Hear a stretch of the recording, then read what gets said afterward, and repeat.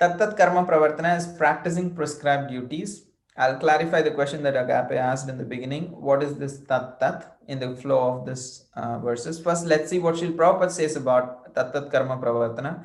He says chanting and following for regulative principles. This is the prescribed activity of a devotee. There is prescription, there is prohibition. Prescription is chanting Hare Krishna, and prohibition is not to engage in the four regulative principles. Both have to be followed, both prescriptions and prohibitions. And he says if someone neglects, then their devotion service will be destroyed, or it will be difficult to practice devotion service and keep up being a devotee. If he becomes slack in following any of them, his progress will certainly be checked. If not the devotion service is fully destroyed, at least the progress will be delayed. And Prabhupada says will certainly be checked, because it's not mechanical.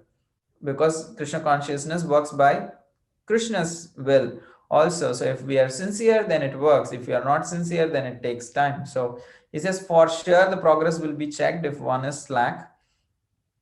And Bhaktivinoda Thakur takes up the another meaning also for these words, Tat-Tat. Prabhupada said about karma, prescribed duty, but he says there is, he takes another take, like what is this first Tat and the second Tat.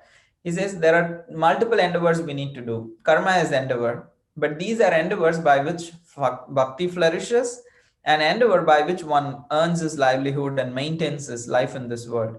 So both are Tat.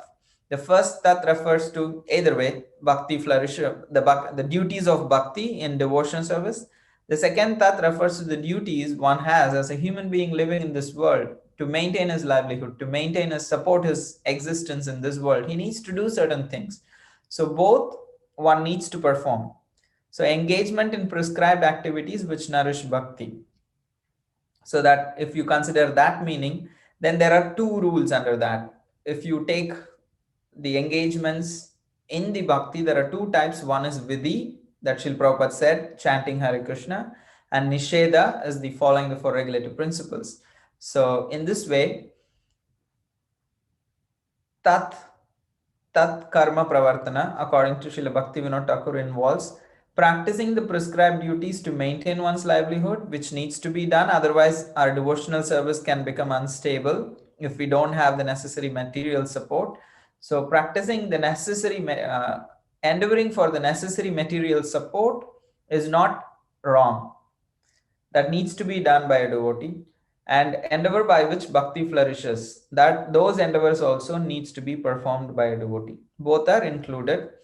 But Srila Bhaktivinoda Thakur also says it differs for each ashram. A brahmachari, how he does, a grihastha, how he does these things may change, but everyone needs to balance these two things. And within that, within bhakti, there are two types of regulations. One is that we should chant and engage in 9 processes of devotional service. That is vidhi, that is called Vaidhi Bhakti. Vidhi means rules according to the scriptures, and nished is what is prohibited. So meat eating, intoxication, illicit sex, and gambling, these are prohibited activities. So we don't do those things. So they both, following both comes under this category of Tat-Tat-Karma-Pravartana. So direction to give up one's own enjoyment and happiness for Krishna's sake is one of the prescribed restrictive rules. That because the sense enjoyment is my own enjoyment.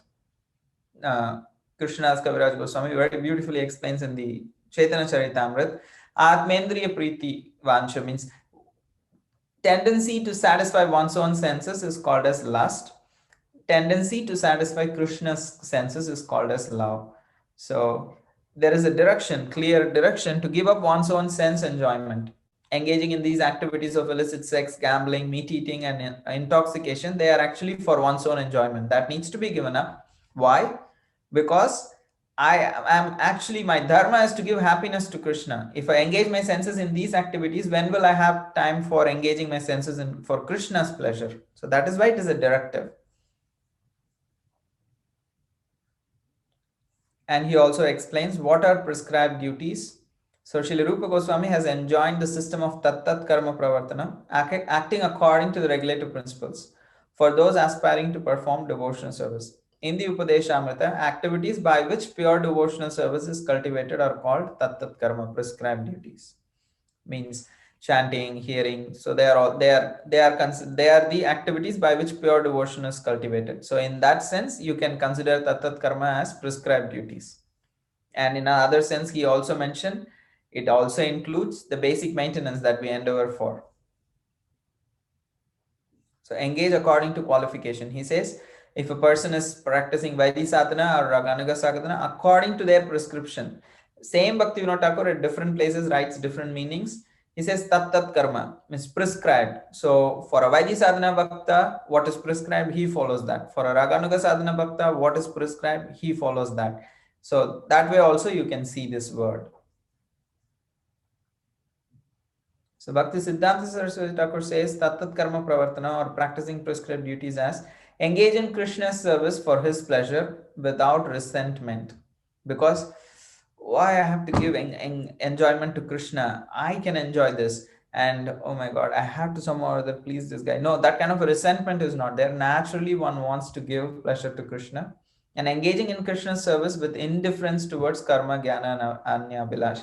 Bhakti Siddhanta Saraswati Thakur is very strong. He always speaks against karma kanda, karma and jnana processes. You will see in every quality he will bring in those aspects, because it is an aspect of devotion service, a natural detachment from these processes. So engaging in Krishna's service with complete indifference, no care for other processes. That's also Tat-Tat-Karma-Pravartana. And Srila Prabhupada's anecdote on this: if one is serious in accepting a religious life or the path of salvation, he must adhere to the 4 basic rules and regulations. However sinful a man may be, if he receives knowledge from the proper spiritual master and repents his past activities in his sinful life and stops them, he immediately becomes eligible to return home back to Godhead. This is made possible just by following the rules and regulations given by the Shastra and following the bona fide spiritual master. So what is the prescribed duty? To give up certain activities if it's told by Guru, giving them up. And if he asks us to follow something, following them. That is called as Tat-Tat-Karma-Pravartana. So your prescribed duty is given by your Guru.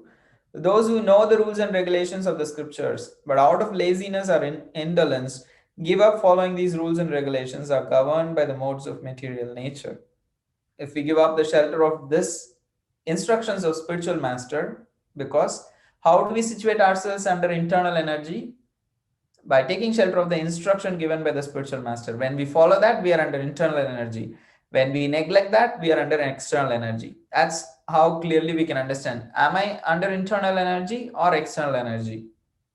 Is if I'm following the rules and regulations given by my guru, I'm under internal energy. If I'm neglecting, I'm under external energy.